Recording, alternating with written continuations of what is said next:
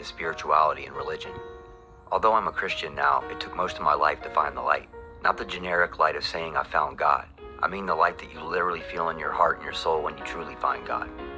Although I've always believed in Jesus, one of the main reasons that I kept my distance from Christian churches was because many of the Christians themselves, they often forgot that the reason they have faith is because they've already found God. And meeting a person they did not know with indignant judgment was not the way that they were going to get a man without God to subscribe to their views. After a while, I began associating the people with the scripture, which I was weird to be part of. Fortunately, I did find my way and definitely wanted to share the excitement with others, but I never forgot my journey and will always meet new conversations with enthusiasm, empathy, and a genuine kindness.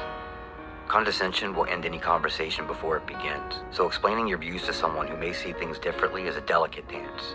Conversation with opposing views is the only way that we can grow personally. Either you learned something you didn't know, or your views were strengthened when you were challenged with a new question. Either way, it should always be done with an open mind and civility. Ultimately, it is not your words that inspire others to trust what you say is true. It is your actions that will inspire someone to listen to your words with accepting ears. Every person in this world either believes in God or science, which has always made some conversations a little more difficult than others.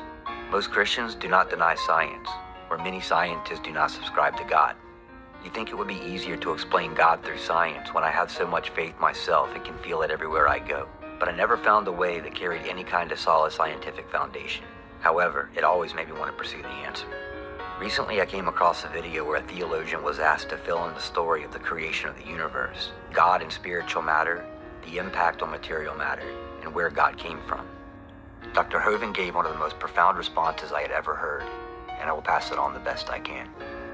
Where God came from isn't even a question, because if God was influenced by time, space, and matter, he wouldn't be God. Since time, space, and matter cannot exist without one another, they must have all been created at the same moment. Matter can't exist without space because it would have no place to exist. And matter cannot exist without time because it needs a moment to exist. God said, "In the beginning," which brought us time. Then God created heaven, which was the manifestation of space. And at last he gave us earth, which was the creation of matter. Time is past, present, and future. Space is length, width, and height. And matter has solid, liquid, and gas, three trinities.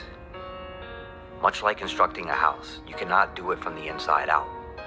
In order for God to have simultaneously created them, he must have existed first outside of them. If human emotion and developmental thinking is just something that developed by chance over millions of years, how can we possibly trust ourselves to make rational decisions? By asking the question, where did God come from? It assumes that God is limited. And assuming that we could fit the understanding of God and be able to process his infinite wisdom in our tiny brains, would he really be a God worth worshiping? The value of listening to other perspectives and giving other people's ideas a chance is we become more enlightened and our beliefs gain a more solid foundation. Many people have different interpretations of the same things and many different ways of explaining something, which will resonate with some over others. And this is why it's easier to listen to some people over others, and also why we should never stop sharing. I personally will always be proud of my faith, but I will never discriminate against yours. If we can all example our faith in what we do, others will be inspired along the way and will ask the questions in hope of finding the same thing themselves.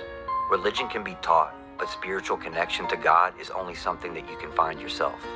My commitment to Christ is not to judge your decisions, but to encourage more positive actions. There are many men and women that can recite scripture, but those words are pointless without ears that are willing to listen. The best teachers and leaders will always be the ones who do not ask to be heard. Their actions will be what inspires others to want to listen and seek the light that they have so sincerely and organically displayed.